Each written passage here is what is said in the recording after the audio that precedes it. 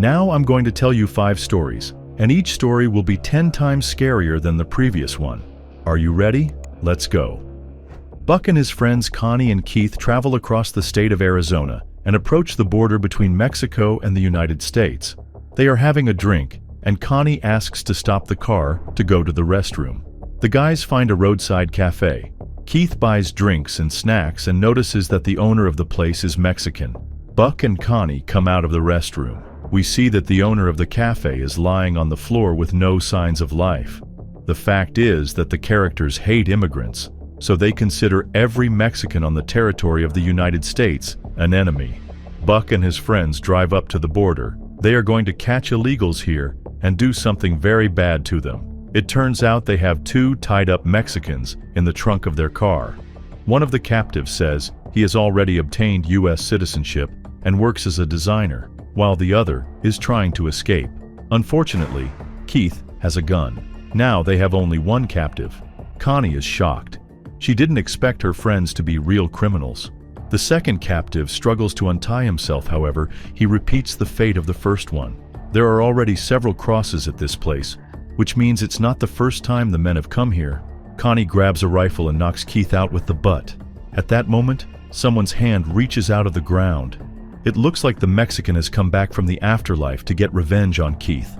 Several more zombies rise up from the ground. They look pretty creepy. One of the zombies grabs Connie. The girl is rescued by Buck, but he himself soon gets attacked by another zombie. The men become lunch for the vengeful monsters. Connie manages to escape. She wanders around the desert for a long time. A couple of policemen spot her and decide she is a zombie too. A shot rings out. A man named Tai Jung has recently lost his wife and is deeply depressed. He looks enviously at the loving couples, wanders around the city at night, visits the stores, and finally returns home. There, Tai Jung looks sadly at a photo of his wife. He doesn't know that the ghost of his beloved is watching him closely. Tai Jung follows girls resembling his wife. He stalks them and behaves like a real maniac. One day, he spots a woman on the street who looks just like his late lover. She smiles sweetly at him, but at that moment, a strange man lunges at the woman and kidnaps her. Tai Jung immediately rushes to rescue the mysterious beauty. The kidnapper knocks him down, but the protagonist manages to hide the cell phone in his car. He uses it to track the location of the vehicle and follows it. Tai Jung finds the kidnapper and his victim on the waterfront. The man is holding a knife. The protagonist grabs a rock, knocks out the criminal, and saves the stranger. The girl is very grateful. She introduces herself as Mina and invites her savior to a party. The ghost of his deceased wife witnesses this scene. Tai Jung takes a while to think about his life and comes to the conclusion that he needs to move on. He goes to his new friend's party at night with a bouquet of flowers. The man finds her apartment. Mina opens the door, and she is incredibly beautiful. The protagonist stares at her, as if bewitched. Meanwhile, another man breaks into the building and neutralizes the guards. His bag is full of garlic and aspen steaks. It's Van Helsing. Several other girls appear near Tai Jung. They surround the main character and watch Mina unbutton his shirt. The woman suddenly reveals fangs. Poor Tai Jung. We hear the sounds of fighting, women screaming, and gunshots. A middle-aged man is driving down a highway at night. He notices a police car in the rearview mirror and pulls over to the side of the road. The officer asks the man to show his ID and orders him to open the trunk. It makes the character very nervous. Is there any reason for that?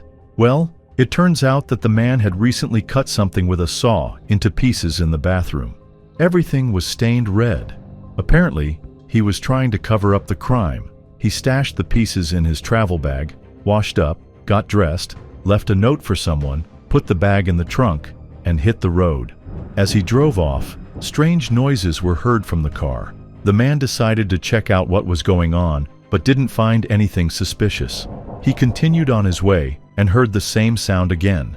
He was stopped by the police because the car skidded on the road. So, back to the moment when the policeman opens the trunk. Surprisingly, the officer doesn't notice any signs of the crime. After driving a little further, the man gets out of the car and opens the trunk again. But his travel bag is now empty. All the bits and pieces have disappeared. The only thing left in the bag is a strange badge and the very note that the criminal left with the words, "You can't kill me." The man is terrified. He gets behind the wheel and finds his victim in the passenger seat. It seems to be just a hallucination, or maybe not. The victim grabs the man from behind, and the same saw the criminal used earlier in the bathroom comes into action. Afterward, the victim puts his badge back where it belongs. A woman emerges from her grave at night, wanders through the city, and shares her story. Her grandfather was a famous sorcerer and knew various magical rituals. He presented his granddaughter with a vial of enchanted soil, which was supposed to protect her. The girl grew up, met a handsome man, and fell in love with him. They married and spent many wonderful days together. Unfortunately, her husband soon began to treat her badly. The woman found out that he had many affairs. The wife had a quarrel with her husband, during which he took her life, put her body into a huge box, and buried it in the woods. And now she's back for revenge. The main character finds her husband in his car with some other woman. Seeing a zombie, the girlfriend immediately runs away, and the man freezes in horror. Emmett is playing beach volleyball with his little brother Andy. A ball rolls under a pier, and Andy runs after it. The older brother is smearing sunscreen on his girlfriend Kelly's back. Andy is looking for the ball and hears someone yelling for help. He runs to his brother and tells him that some girl is in trouble, but Emmett doesn't believe him. We are shown a missing child announcement on the wall. We learn that Emmett is a drug dealer. His girlfriend doesn't like this business. Emmett, his brother, and Kelly return home. Their mom is preparing for the party. Tomorrow is Andy's birthday. Emmett's mother wakes him up the next morning. One of Andy's friends, a boy named Keith, is missing. Everyone is looking for him. The woman asks her son to pay for the clown they hired for Andy's party.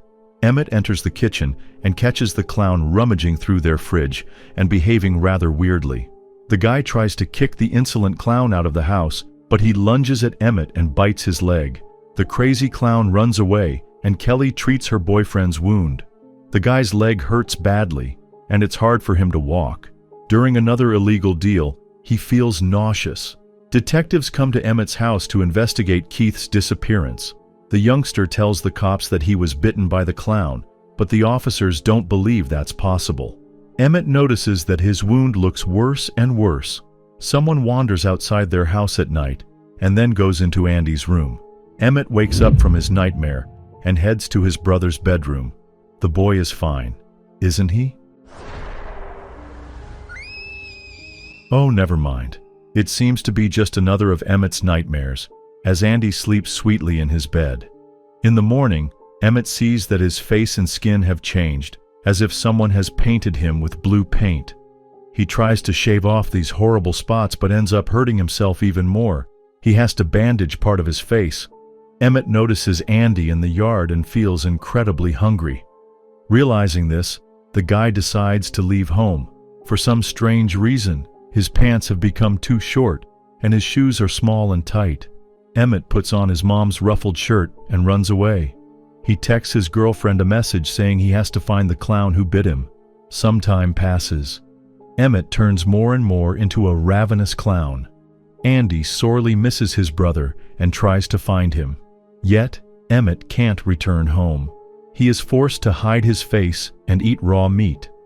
Soon, Emmett begins to follow his younger brother. He sneaks into his house at night, enters Andy's bedroom, and places a red ball on his bed. The guy wanders the city streets and finds a large blade. He sneaks into an abandoned house and removes the bag from his head. Yeah, he looks really creepy now. Emmett calls Kelly and tells her that he must find the clown at any cost. The girl is sobbing, and we see that she is pregnant. The first clown lures a little boy into the woods. It's Andy. The clown shows him some creepy tricks and then grabs his leg. Emmett senses that his brother is in danger. At that moment, he is attacked by a group of homeless people, but he fights them off with ease. Do not insult the clowns. Andy's mother realizes that her younger son is missing as well. Emmett finds the first clown and knocks him to the ground. A fierce fight breaks out between the clowns, during which the protagonist beats up his opponent grabs a sharp branch, and sends him to the afterlife, after which he has a snack. Well, why would he waste fresh meat? Andy doesn't run away and witnesses the entire scene. Emmett promises that he will never hurt his brother and begs the boy to run away as soon as possible. Emmett gets hungry again and watches the kids in the park with interest. The police notice the clown and try to arrest him. He resists and the cops open fire. Emmett sacrifices himself so as not to hurt anyone, and Kelly soon gives birth to a baby with huge feet.